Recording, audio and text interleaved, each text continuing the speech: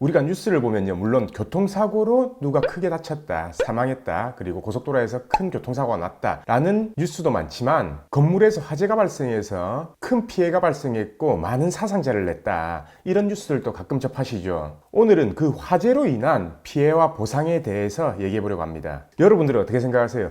우리 집에서 불이 났고 옆에 집으로 옮겼다, 아니면 옆집에서 불이 났는데 우리 집으로 옮겼다, 그 경우에 옆집으로부터 무조건 보상을 받을 수 있을까요? 오늘은 그거에 대해서 얘기해 보려고 합니다. 오늘 주제가 즉 불난 거 화재지만, 화재뿐만 아니라 누수, 그리고 건물 상가에서 발생하는 누수, 그로 인한 피해 보상 전부 다 같은 맥락이니까 함께 고려하면서 봐주시면 되겠습니다.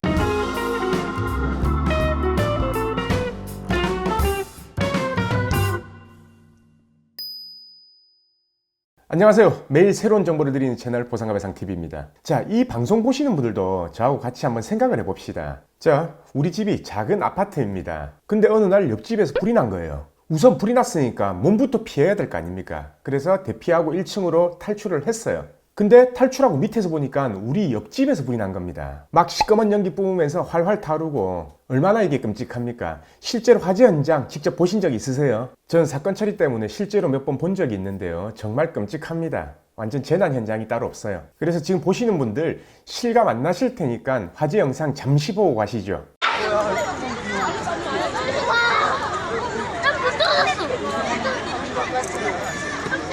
난 건 오늘 새벽 4시 반쯤입니다. 창문 밖으로 맹렬하게 뻗어나옵니다.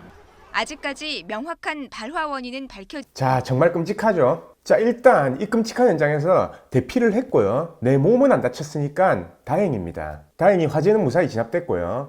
그리고 당장 집에 못 들어가니까 며칠 밖에 있다가 이제 집으로 다시 들어갔습니다. 근데 이게 웬일입니까? 집에 전부 거름이 껴있고, 그리고 불 끈다고 소방수로 인해서 집에 전부 다 바닥에 물 차 있고 다 젖어 있고 냄새 나고 집이 엉망진창이 돼 있는 겁니다. 옷이고 가구고 가전제품이고 전부 못 쓰게 되고, 인테리어 새로 해놨는데 인테리어 다시 전부 다 해야 되고, 이 냄새는 어떻게 뺄 거면 청소는 어떻게 하고. 근데 나는 당연히 옆에서 불이 난 거를 내만 본 게 아니라 모든 사람들이 다 봤고, 그렇기 때문에 어차피 옆집에서 배상받으면 된다, 그리고 옆집에 화재보험이 들어가 있다고 하니까 나는 내대로 견적을 뽑고 수리하고 구입할 거 다시 구입해서 견적을 청구하면 되겠다 라고 이렇게 생각을 하죠. 그래서 다 해보니까 1억 정도가 나오는 겁니다. 그래, 옆집에 말하니까 자기는 보험 들어가 있다, 어차피 보험 접수 시켰으니까 보험사하고 얘기해라 라고 해서 보험사가 나왔어요. 그래서 보험사가 일단 계산해놔라, 그리고 감식 결과가 나오면은 그때부터 일 처리하겠다 라고 했는데, 한 달 뒤에 이제 감식 결과가 나온 겁니다. 보통 우리나라는 감식을 소방서하고 경찰서 두 군데에서 하거든요.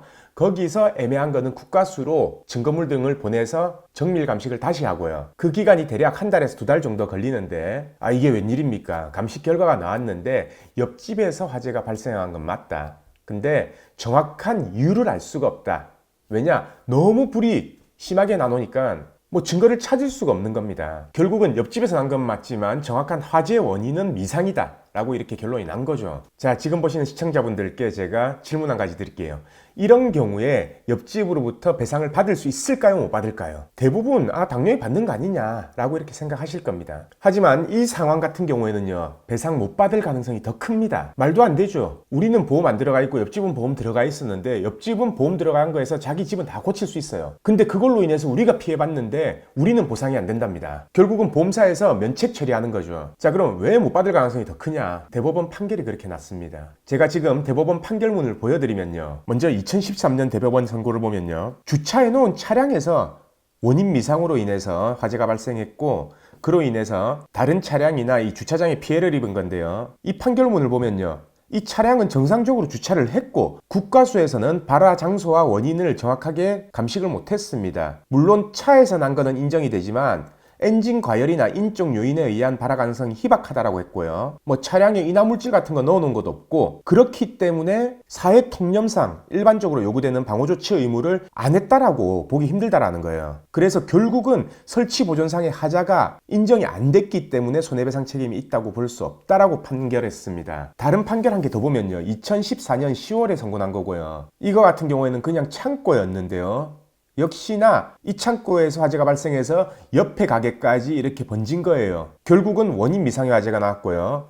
여기 판결문에 보시면 손해배상 책임을 물으려면요, 통상적으로 가해자가 갖추어야 할 안정 상태를 못 갖추고 있다는 것을 피해자가 입증을 해야 된다고 나와 있습니다. 그리고 발화 지점하고 발화 원인이 확실히 밝혀지지 아니한 경우에는 가해자가 점유한 공작물의 설치 또는 보존상에 어떤 하자가 있었다는 점이 증명된 게 아니기 때문에 손해배상 책임이 없다라고 이렇게 판결이 난 거고요. 또 다음 판결 한 개 더 보면요. 2018년에 대법원에 선고한 거고요.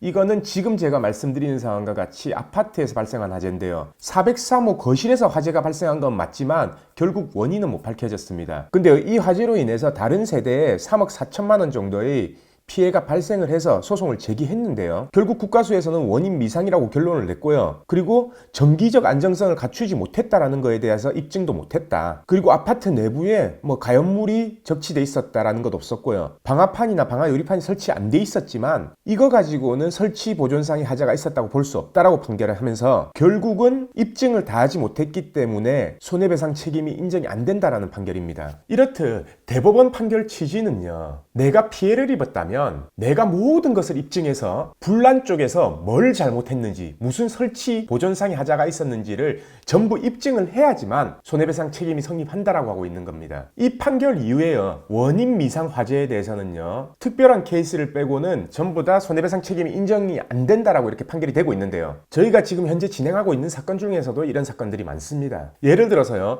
목재 공장을 운영하고 있었는데 목재 공장 단지예요. 근데 이 목재 공장에서 화재가 발생해서요. 옆에 목재 공장으로 화재가 번졌고요. 이 옆에 목재 공장은 피해자잖아요. 결국 왜냐면 이쪽 목재 공장에서 CCTV가 있었는데 여기서 발화가 되는 게 정확하게 목격이 됐어요. 그럼에도 불구하고 이쪽 목재 공장에서는 손해액이 한 25억 정도가 발생을 했거든요. 그래서 소송을 제기했는데 원인이 미상이라는 이유로 피해를 본 목재 공장이 패소를 했습니다. 그래서 현재 저희가 지금 2심을 진행하고 있고요. 다행히 이 사건은 잘 진행되고 있습니다. 또 다른 사례 한 가지가요. 얼마 전에 경기도 빌라에서 불이 났는데요. 1층에 주차되어 있던 필로티 주차장에 주차되어 있던 차량에서 불이 났습니다. 그로 인해서 1명이 사망하고 3명이 중상을 당했어요. 그리고 그 빌라 전체 세대에 전부 불이 옮겨 붙어서 완전 연소가 됐고요. 근데 이 차량에 가입한 보험회사가 있을 거 아닙니까? 이 보험회사에서는 원인이 정확하게 밝혀지지 않았다는 이유로 전부 다 면책 처리를 했어요. 그래서 현재 저희가 그거는 1심을 진행하고 있고요. 이렇듯 원인이 정확하게 밝혀지지 않으면요.